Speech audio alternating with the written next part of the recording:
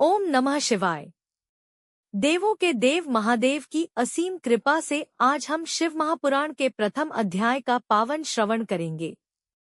शिव महापुराण केवल एक ग्रंथ नहीं, बल्कि जीवन को धर्म, भक्ति, ज्ञान और मोक्ष की ओर ले जाने वाला दिव्य मार्ग है। जो श्रद्धा और विश्वास से इसका श्रवण करता है, उसके जीवन के पाप नष्ट होते हैं और भगवान शिव की कृपा प्राप्त होती है। प्राचीन समय में नैमिषारण्य नामक पवित्र वन में अनेक ऋषिमुनि एक महान यज्ञ कर रहे थे। उन सभी के मन में एक ही जिज्ञासा थी कि कलयुग में मनुष्य का उद्धार किस प्रकार होगा।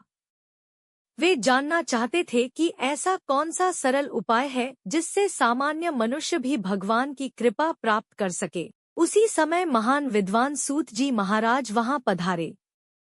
सभी ऋषियों ने उनका आदर सत्कार किया और विनम्रता से निवेदन किया, हे महात्मा, हमें ऐसा दिव्य ज्ञान प्रदान करें जिससे संसार के सभी प्राणियों का कल्याण हो और वे जन्म मरण के बंधन से मुक्त हो सकें। सूत जी मुस्कुराए और बोले, हे ऋषिगण, आपके प्रश्न का उत्तर स्वयं भगवान शिव की महिमा में छिपा है। शिव महापुराण का श्रवण, मनन और कीर्तन करने वाला व्यक्ति जीवन के सभी दुखों से मुक्त होकर अंत में शिवलोक को प्राप्त करता है। यह पुराण स्वयं भगवान शिव द्वारा प्रकट किया गया दिव्य ज्ञान है। सूत जी ने बताया कि भगवान शिव सृष्टि के आदि, मध्य और अंत है। वे निराकार भी हैं और भक्तों के लिए साकार रूप में भी प्रकट होते हैं।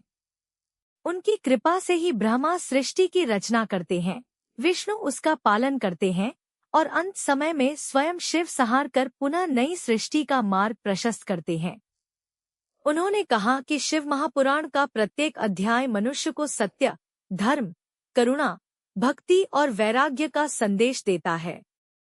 जो व्यक्ति श्रद्धा से इसका पाठ या श्रवण करता है, उसके घर में सुख, शांति और समृद्धि का वास होता है। उसके जीवन की बाधाएं दूर होती हैं और भगवान शिव की विशेष कृपा बनी रहती है। सूत जी ने आगे कहा कि कलयुग में यज्ञ, तप और कठिन साधनाएं करना सभी के लिए संभव नहीं है, लेकिन शिव नाम का स्मरण, शिव महापुराण का श्रवण और महादेव की सच्चे मन से भक्ति करना अत्यंत सरल और प्रभावशाली साधना है। भगवान शिव केवल भाव के भूखे हैं।